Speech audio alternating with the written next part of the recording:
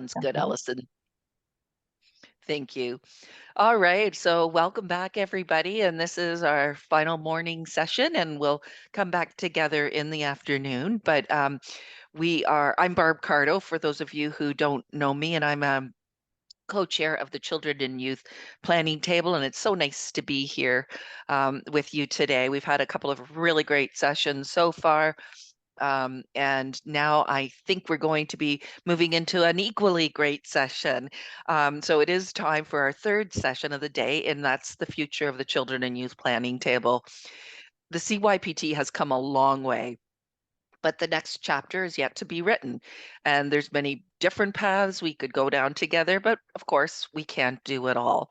So today we're going to really unpack this, and well, as much as you can in the brief period of time we can together, for you to be a part of informing the paths that we will prioritize over the next little while. So with that, I will hand the mic over to, or the what do you call this, the screen over to Allison and Seville, who are going to lead us through the next discussion. So over to you, Allison. I believe you're next. I can just introduce myself. Thank you so much, Barb. Okay. Hello, everyone, and welcome, everyone. My name is Seville Berengi. I'm the Social Planning Associate at CYPT. Very wonderful to see your beautiful faces. Thank you so much. To you, Allison. Yes, welcome, everyone. It's so lovely. If you are open to putting your camera on so we can see more faces, that is always awesome, but do what feels right to you. My name is Allison Pearson. I use she, her pronouns. If we haven't met before, I'm in the manager's seat on the backbone staff team of the CYPT. And I'm curious, we have an interesting mix of folks in the room. Who today, by like a show of hands, is this anyone's first CYPT meeting right now coming in? Oh, I saw, oh yeah, Seville, you get to put your hand up for that too. Shalami, yeah. How about like 5 years or more? Who's been on this train for 5 or more years, the CYPT train? Colleen, I see you. Pam, I see you. Abby, I see you. Yeah, so I've got and all sorts in between, right? So CYPT, we've been on this journey together for about 12 years at this point in time, and we've done like a lot of amazing work.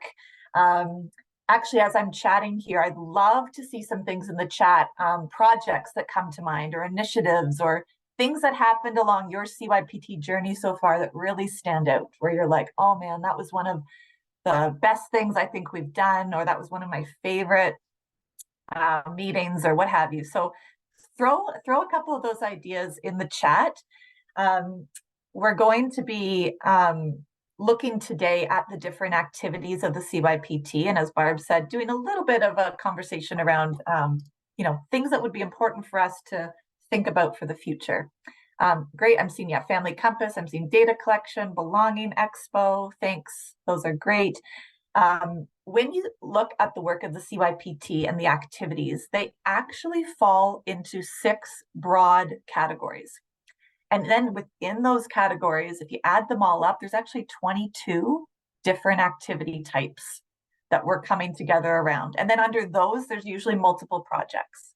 So there's a lot of things that you all keep spinning and keep going here. So thanks for I'm seeing more chat comments. That's perfect. Keep them going. I'm just going to move into a slideshow here, and I'm going to orient everyone to those 22 different activities. And what I've tried to do is give an example of each. There's usually multiple examples. So you might have other things that come to your mind, and these are just for your consideration. So the first broad category of work that we do is in championing systems change. And there's 2 types of activities here. The first one is around raising awareness and championing issues related to child and youth well-being. One example of how we do that could be the disaggregated snapshots that we do with the Youth Impact Survey data. The other activity is raising awareness and championing the value of working together at a system level. So when we go and present to groups like Regional Council, for example, on the work of the CYPT, that's an example. The next broad category is building strategic partnerships. So here we look to bring new connections to the network as one of the activities. So an example of that would be building more relationships with grassroots serving organizations. Also, we're seeking to bring a CYPT lens to the other spaces that members are in, whether that's networks, groups, tables, collaboratives. So anytime members are out speaking about, let's say, the importance of belonging as a priority of CYPT, that's an example of that taking place. Another one here in building strategic partnerships would be connecting with related initiatives. And of course, a very related initiative to CYPT would be the Smart Waterloo Region Innovation Lab. And so when we connect and do good alignment work there around this shared vision for child and youth well-being, that's an example of that activity. The third broad category, working together as a dynamic and resilient network. So when we do things like supporting change through co-governance, co-leadership, and effective network architecture, that's an example of an activity of working together in a resilient way. And so, for example, when we engage voting members in endorsements and votes to move work forward, that's one thing that came to my mind. Also, we have building intentional relationships and supporting these relationships through creative tensions and in having the tough conversations. There's a number of examples of this one, but one that I think as of in the last year and a bit is the model that we're trying to get more and more practice with, which is working in an intergenerational way. So bringing adults and young people together into the same space and all the tensions and opportunity that that brings for us. Still on this topic of working together as a dynamic network, we have the activity of engaging and convening members. Today is an example of that. The Belonging Expo, that's another example. Connecting through nested and affiliated groups, because we have other groups in the community that are self-sustained, self-governed, but we try to work in a more interconnected way. So for an example, Ella, which is one of the nested groups, being at steering committee and working together there, that's an example. We're also wanting to communicate the story of the CYPT. So one example of that is our document, which is called Building the Case for Belonging. And that charts the history of the membership arriving at belonging as a priority and why that was what the membership landed on. I think we're on the fourth category here, which is mobilizing data, learning, and insight. So one of the activities there is about measuring population outcomes using standardized measures. And so, of course, the Youth Impact Survey is a really prime example of that. We are also seeking to communicate data through a dashboard. We have worked towards our child and youth wellbeing dashboard. It is in need of updating, but it's one of our products that has come out of the CYPT.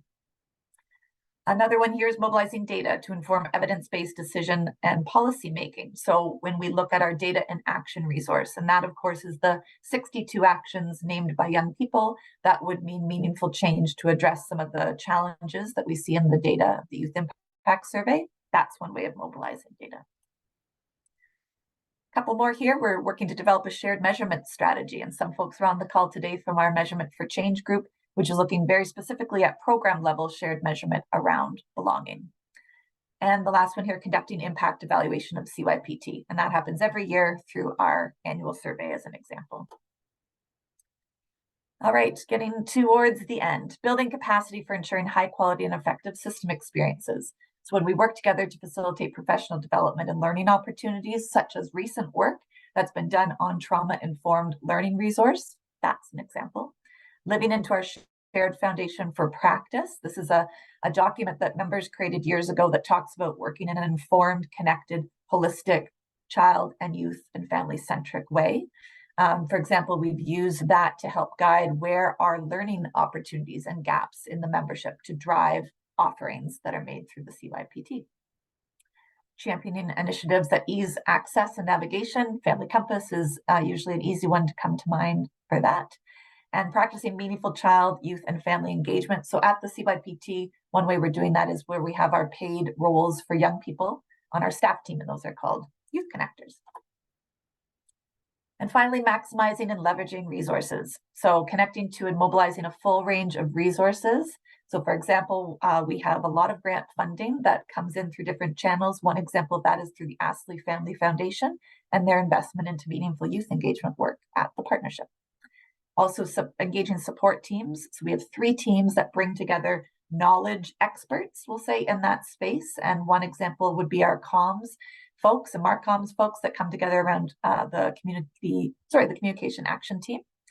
And then finally, finding ways to be strategic and collaborative with others. And this recent example is we have a shared data lead role now with the immigration partnership. So Dan Vandebelt on our team is half-time with the CYPT doing data work, half-time with the immigration partnership. Oh, so that's the tour of the 22. Hopefully that's a nice refresher for some folks, and for newer people in particulars, that might be some rapid learning that just happened as you sit in this space together. So we're going to have a little bit of fun now, and in some breakout rooms, playing around with these activities and talking a bit more about them. So Monica is going to send us magically off, and then we'll see each other back here in about 25 minutes.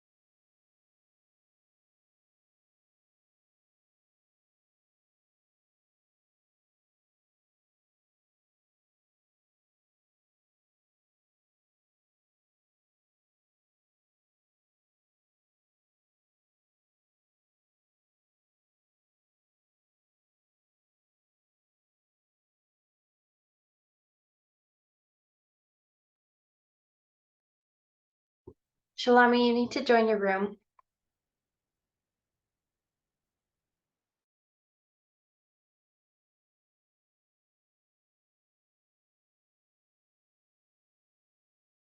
Yes.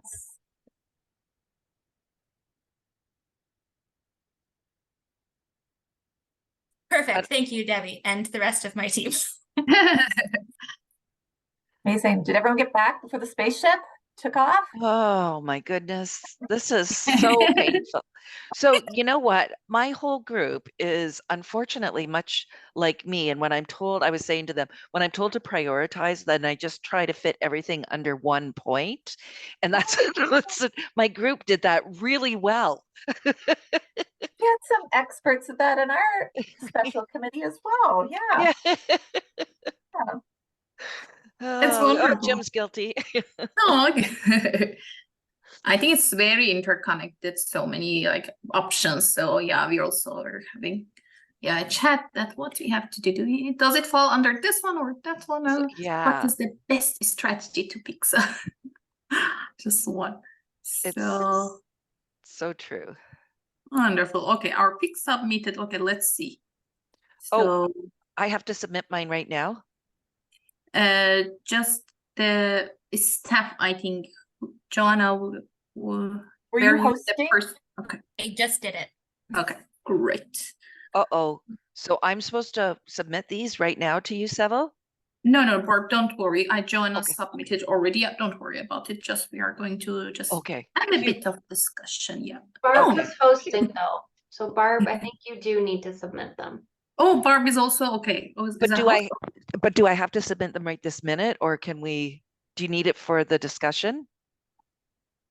So Barb, you're just gonna click on that link and just tick boxes, those 5 boxes. They're already Okay. put there, you're just gonna click and then click submit. So where is the link? Let me send it to you right now, Barb, in the chat Okay. section Thank you. here. No problem. I'm sorry, I Thank confused you. you. I didn't know you were also host. Okay, thank you. No problem. Please take your time. Submit it. Okay, then you'll clear. Y is for Arab. Okay, it is great, Jana. Oh dear. 3.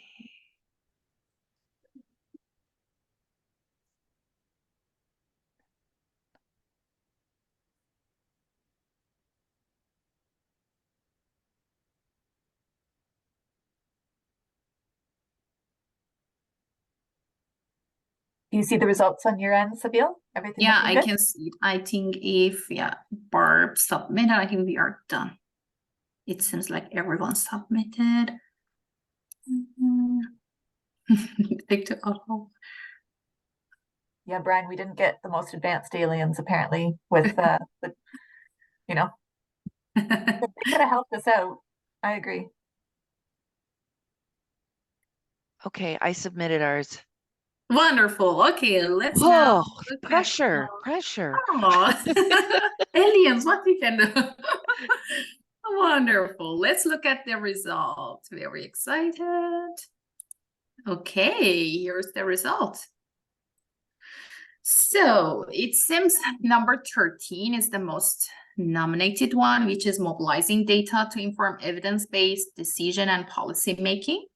And after that, we have number 1, which is raising awareness and championing issues related to child and youth well-being. Then number 4, which is bringing new connections to the network, correct? And then we have number 22, last one, which is finding ways to be strategic and collaborative with resources. It's interesting. Hmm. Interesting.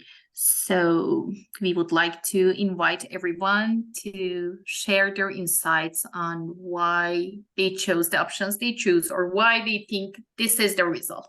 We would be happy to hear the insights, and it would be very useful to understand your thoughts, as it's going to help us the strategic planning of our CYPT, the new year. So please share your insights.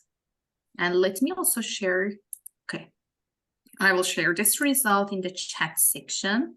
I think maybe that would be more useful, but please, yeah, unmute yourself. We would like to hear your insights, and your response will really help us shape the strategic direction, as I mentioned, of our work together, and ensure, of course, the CYPT continues to improve and best support you as our members, and of course, our shared vision and mission. So let me just also share it, but please let us know what was the conversation in your breakout room, or yeah, your personal experience. Go ahead, Debbie. Okay, so I'll take the first stab. So I think we landed on 13 as the first, but I think it's about the role that data plays in the so what, right? So we have our mission of what we want and why we are a collective. And I think the data and the surveys really help us to know and amplify for the community where the biggest risks and challenges are. And then it's the network of agencies, organizations, and players who need to mobilize that. So I think we talked about the data helps to create an awareness and to help mobilize strategies for where people might need to do the work. And so that's why we think that's why we came forward with that as being our priority. And then we tried to fit like 1 and 12 and 13 underneath, 12 and 15 under 13. So we could get those all. But that's really what the data really mobilizes and gives you the so what, so that over time, hopefully we would be able to see change and improvement based on redoing the data.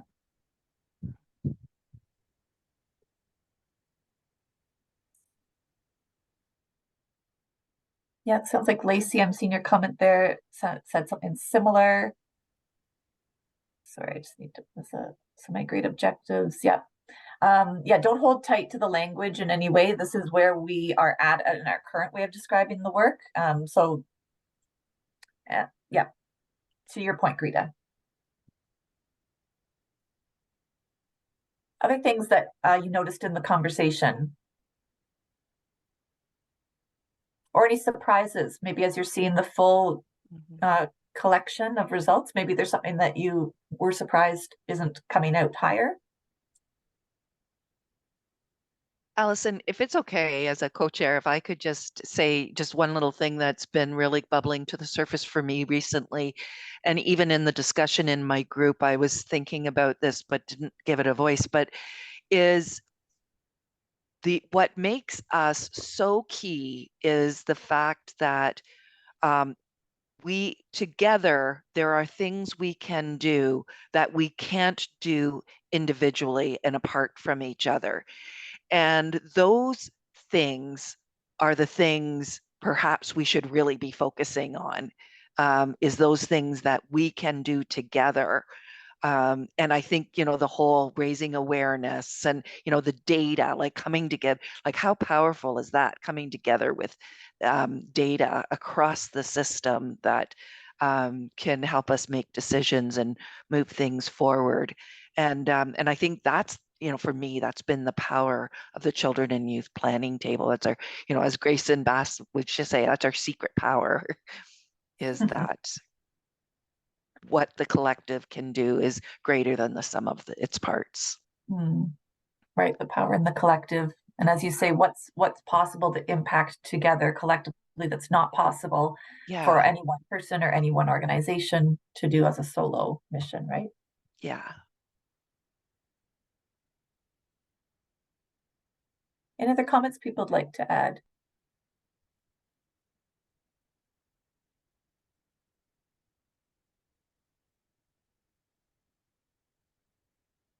I'll add one, Allison. Yeah, go ahead. When Abby brought in the verbatim mission, the word maximizing really jumped off to me for the network. And I think that builds on what Barb was just saying. The idea of, we could each do what we could in our own ways from where we are, working with the parts of the community that we do, but how do we maximize? And so thinking about those 22 things, about which ones create the most leverage to maximize impact, because really you come together as a community of communities to create leverage, right? Whether that leverage is just more knowledge or better understanding, best practices, those types of things are all about leverage. So that word maximizing really, really kind of rung a true tone for me and helped me to think differently about the 22. Thanks, Jim, and thanks, Abby, for putting that out there. And I see you added into the chat, so that's great. This is one way that the steering committee is working to hear from membership over the coming weeks and months. Of course, there will be the annual survey later this year, which is a very key way to hear from the membership on priorities. But strategic planning is very front and center for the steering committee in this next little stretch. So it's been wonderful having a bit of fun today in this exercise, and I hope it was more fun than painful. And appreciate the sentiments through which you're coming at the exercise and all the rationales that people have shared and how they were arriving at their decisions. So, Barb, I'll hand it to you for the final word.